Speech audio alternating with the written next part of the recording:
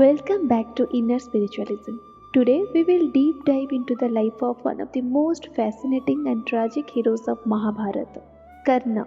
His story is one of loyalty, generosity, and the constant struggle between fate and free will. Karna's journey teaches us powerful lessons about dharma, karma, and the complexity of human life. But there is a hidden twist in Karna's tale, a secret about his previous birth that we will reveal at the end of this episode. Stay with us till the very end to uncover this lesser known aspect of Karna's life which adds even more depth to his incredible story. Karna's story begins before he was even born. His mother, Kunti, had special blessings from the sage Durvasha. She could call upon any god and have a child with divine powers.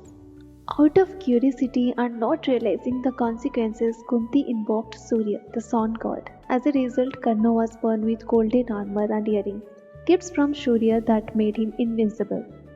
But Kunti was young, unmarried, and afraid of the world's judgment. She couldn't keep the child. With a heavy heart, she placed baby Karna in a basket and set him afloat in a river. The child was found and adopted by Adhiratha, a charioteer in the kingdom of Hastinapura, and his wife Radha. From then on, Karna was known as Radheya after his foster mother. He grew up in the shadow of nobility, always yearning for recognition, never knowing his true lineage as a Kshatriya prince.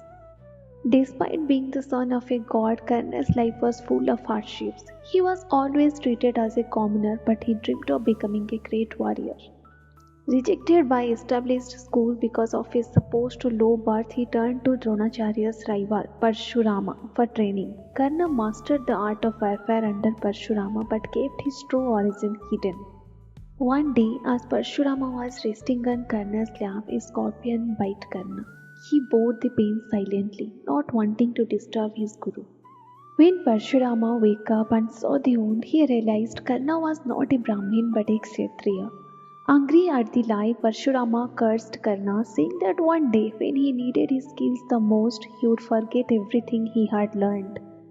Despite these challenges, Karna's bravery and skill were undeniable. During a public contest of warriors, he was mocked by Pandavas because of his background. But Duryodhana, the prince of the Kauravas, saw potential in Karna. Duryodhana made him the king of Anga, giving him the respect he had always craved. Karna and Duryodhana became close friends, and this bond of loyalty would define Karna's fate. But more than a warrior, Karna was known for his generosity. He never turned anyone away empty-handed. One day, Lord Indra and the father of Arjuna, disguised as a poor Brahmin, came to Karna and asked for his golden armor and earrings, his only protection in battle. Even though Karna knew this would cost him his life, he gave them away without hesitation. This act of charity was one of the most famous moments in Karna's life. In Karna's life, not only did he have an unshakable loyalty to his friends and unwavering generosity, but he also shared a deep bond with his horse Vayujit. The name Vayujit means conqueror of the wind, and this horse lived up to its name faster than the wind itself. Vayujit was always by Karna's side through every battle, including the epic Kurukshetra war.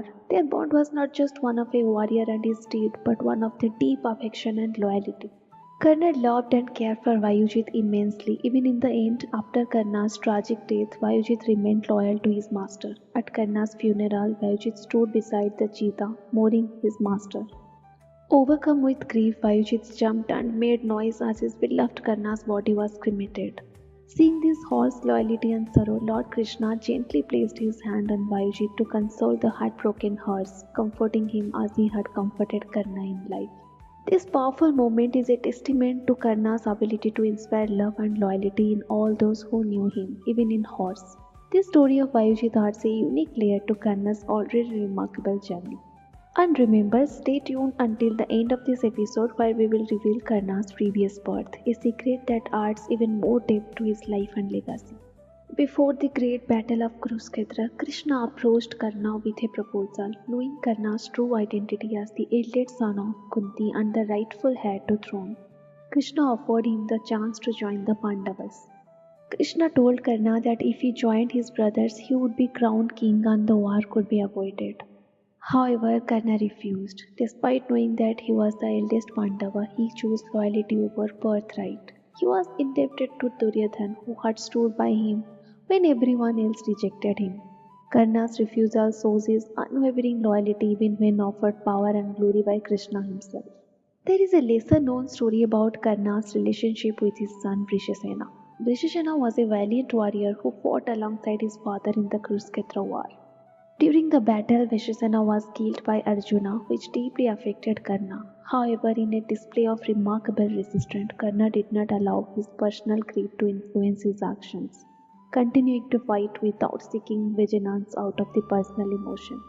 This story showcases Karna's incredible emotional strength and control.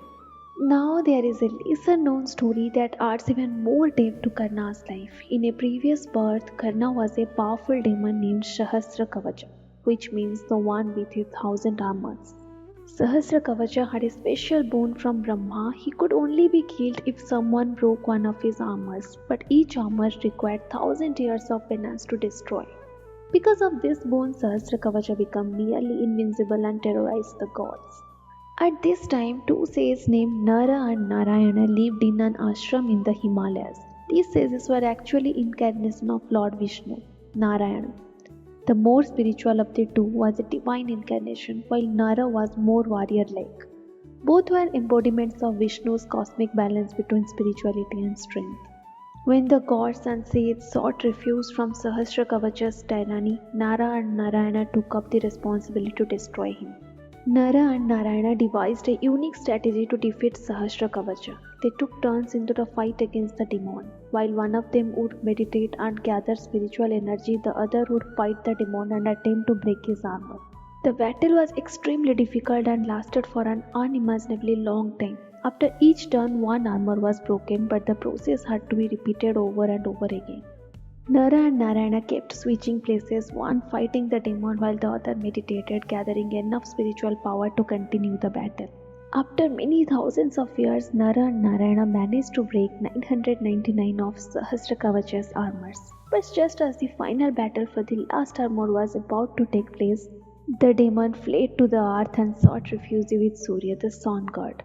According to the curse that Sahasra Kavacha uttered before his defeat, he would be reborn as a mighty warrior on earth, and Nara Narayana would also be reborn to fight him again in the next life. Sahasra Kavacha was reborn as Karna, Nara was reborn as Arjuna, Narayana was reborn as Lord Krishna. In the Mahabharata, this curse plays out during the Kurukshetra war, where Arjuna Nara and Krishna Narayana face off against Karna Sahasra Kavacha reborn. It is only under Krishna's guidance that Arjuna is finally able to kill Karna, just as they had once defeated the demon in the earlier age. Interestingly, Karna's invincibility in the Mahabharata is tied to the golden armor, kavacha and earrings, kundalas, he was born with. These divine gifts bestowed by Surya are often thought to represent the last remnant of Sahasra Kavacha's protective armors. In this life, though Karna was more a victim of fate, and his generosity when he gave up his armor and earrings to Indra ultimately led to his vulnerability on the battlefield. Despite the curse and the burden of his past, Karna remained a noble and giving figure, and his downfall represents the completion of his karmic journey. Another curse Karna faced came from a Brahmin whose cow was accidentally killed by Karna when he was practicing archery. The Brahmin cursed him that his chariot's wheel would get stuck at a crucial moment in battle, leaving him vulnerable. This curse was fulfilled during his last fight with Arjuna when his chariot wheel sank into the ground, ultimately leading to his death. Karna's journey is one of the most profound and tragic in the Mahabharata. His life was a constant battle between fate and free will, between loyalty and justice. He was a man of immense generosity and honor, but also a victim of circumstances and choices beyond his control. In the end, Karna remains an unsung hero, a figure who stands for resilience, sacrifice, and the pursuit of dharma, no matter the cost. His story reminds us that even in our struggles, we must stay true to our inner spiritualism, as Karna did throughout his life.